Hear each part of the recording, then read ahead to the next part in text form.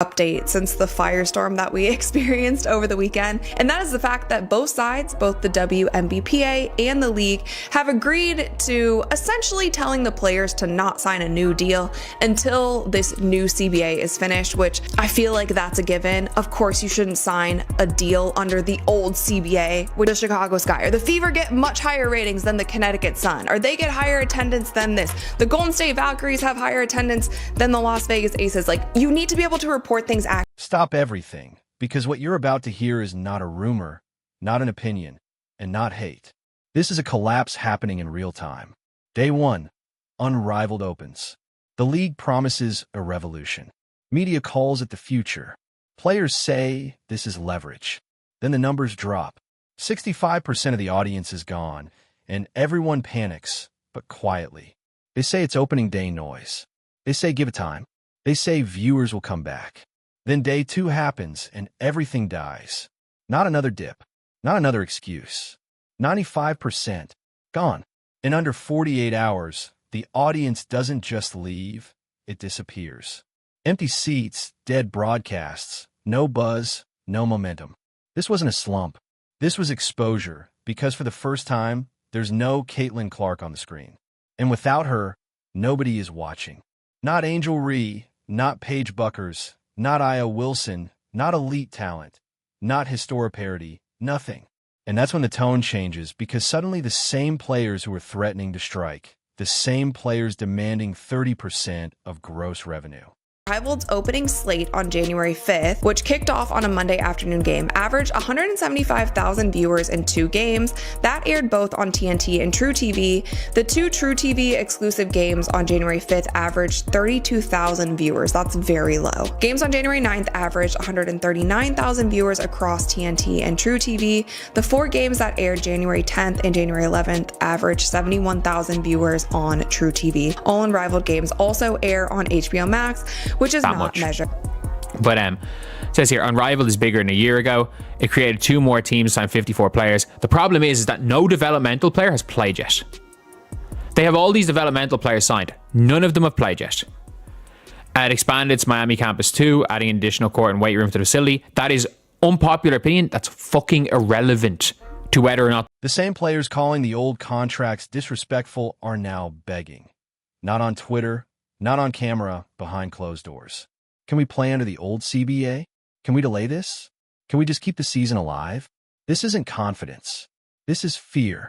Because Unrivaled was supposed to be the backup plan, the leverage play, the threat. Instead, it exposed the truth. If Caitlin Clark isn't involved, the audience vanishes, and that changes everything. Into this league, under the assumption that this league is going to make them money. Like, the investors aren't burning money. People are like, they're investing. Big word is investing. They don't want the league to burn money. TNT, I'd say, are sitting there hearing this shit being like, why did we spend 30 million on a league when the players don't even want to be competitive with each other? Well, let's react to this article from the New York Post. So, this is an article about Unrivaled's success may come down to second season viewership. Let's rewind for a second. WNBA players walked into negotiations believing they held power. They believed the league was finally profitable. They believed the audience was loyal. They believed stars were interchangeable. They were wrong. The growth wasn't real. It was concentrated. One player, one name, one draw. Caitlin Clark. Ike knew it. Sponsors knew it. Networks knew it. That's why her deals exploded, while everyone else stalled. And now the contrast is brutal. While Unrivaled loses 95% of its audience by day 2, Caitlin Clark's merchandise sells out. Her highlights dominate timelines. Her name alone moves numbers. One player creating value. An entire ecosystem consuming it. And now that ecosystem is collapsing because leverage only works if your alternative works. Unrivaled doesn't work. 107,000 viewers on opening night, down from 313,000 last year.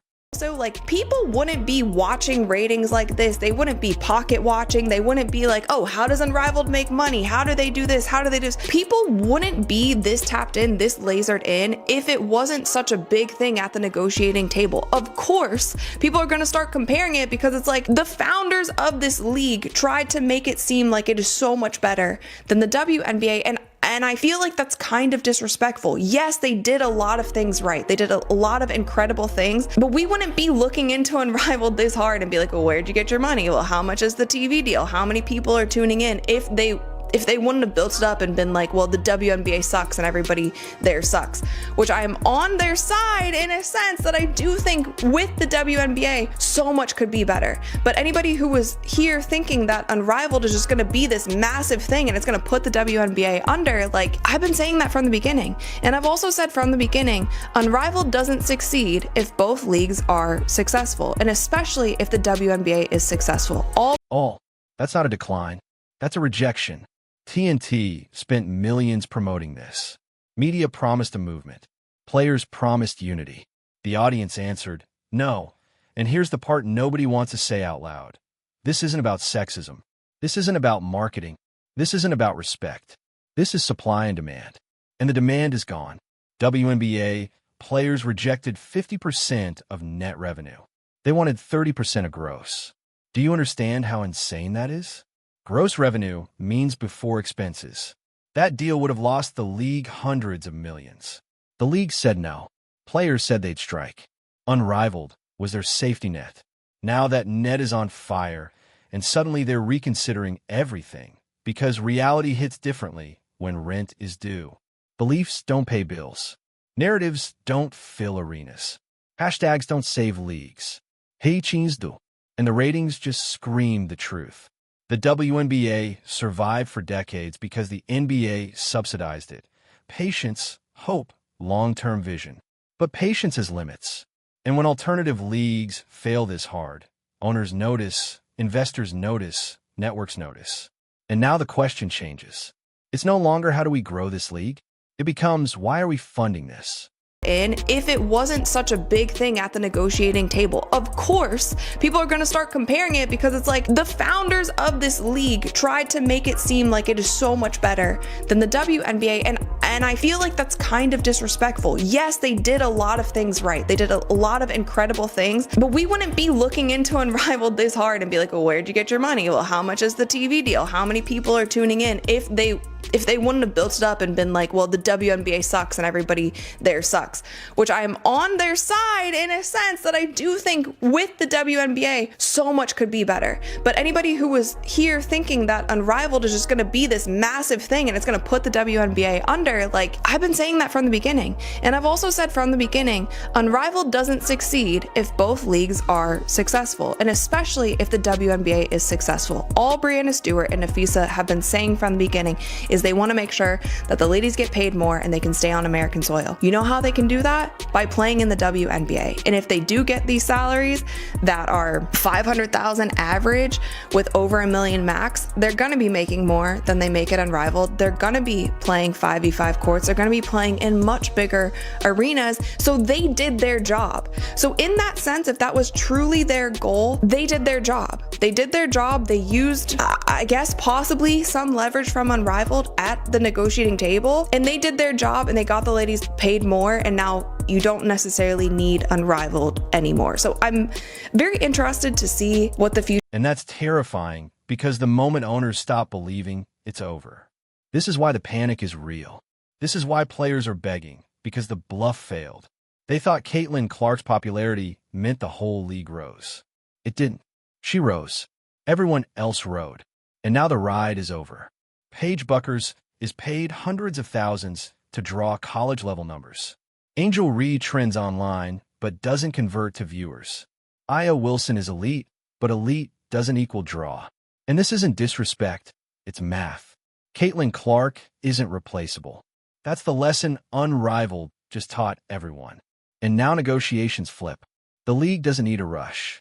The players lost leverage. The threat is gone. Strike. Go ahead.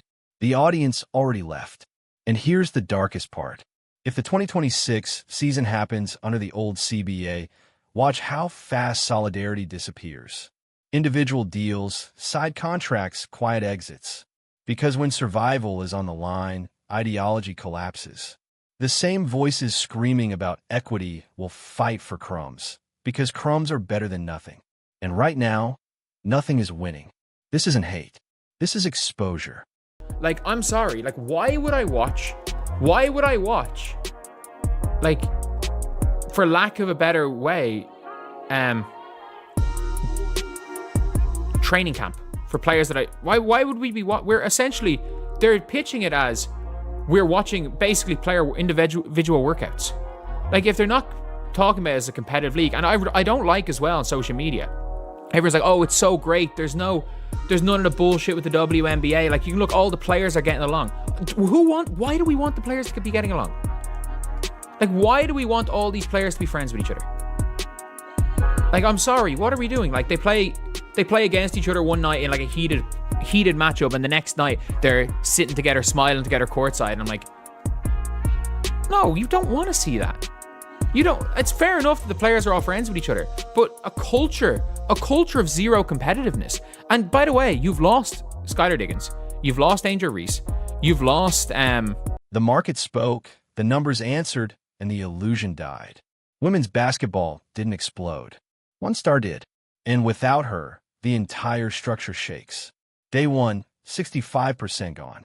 Day 2, 95% dead. That's not a warning. That's an ending. And now they're begging to rewind time. But markets don't rewind.